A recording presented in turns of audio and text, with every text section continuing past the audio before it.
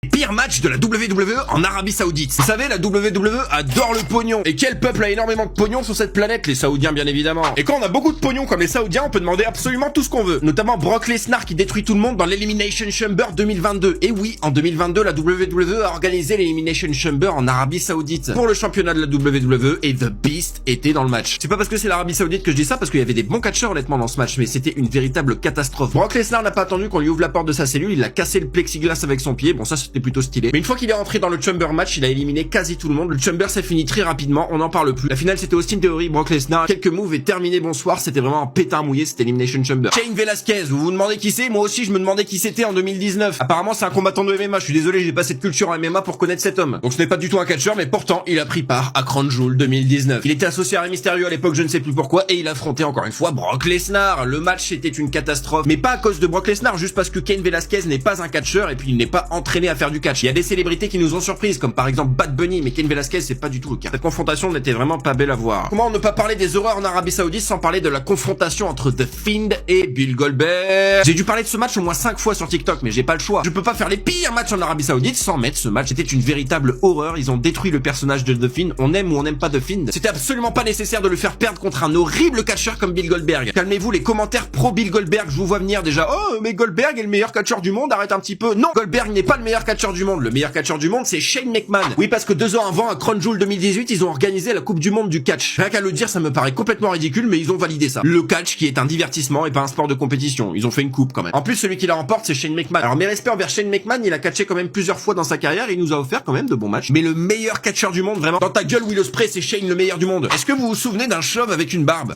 Non, pas celui-là. Pas celui-là non plus. Pas celui-là. Ça, c'est un bouc. Non, je parle de ce chauve-là, Lars Sullivan. L'un des mecs les plus problématiques à la WWE ces dernières années. Lars Sullivan a été dans beaucoup d'affaires, il a eu beaucoup d'accusations et beaucoup de choses du passé ont refait surface. Mais avant ça, Vince McMahon, ce vieux vicelard, avait un projet avec Lars Sullivan. Il avait commencé à lui donner un bon push et il l'avait mis dans un match handicap à Super Showdown 2019 contre la Lucha House Party. Vous vous souvenez plus de la Lucha House Party? C'était un clan de 3 petits bonhommes avec des masques, il y en a plus un seul qui a la WWE, on en parle plus. Lars Sullivan les affrontait en handicap match, c'était un match horrible. Lars Sullivan n'était pas terrible in ring. Il a cependant remporté ce combat, je pense que c'est le meilleur accomplissement de Lars Sullivan à la WWE avant qu'il dégage à son tour. Si vous avez d'autres idées de matchs horribles en Arabie Saoudite, n'hésitez pas à m'en faire part dans les commentaires. Et venez me rejoindre sur Instagram, on est bientôt 300 sur Instagram. Le 300e qui s'abonne à mon compte Instagram, je lui envoie un DM, j'envoie un pouce à la limite. Merci à tous, à la prochaine, vive le catch, sauf en Arabie Saoudite bien sûr.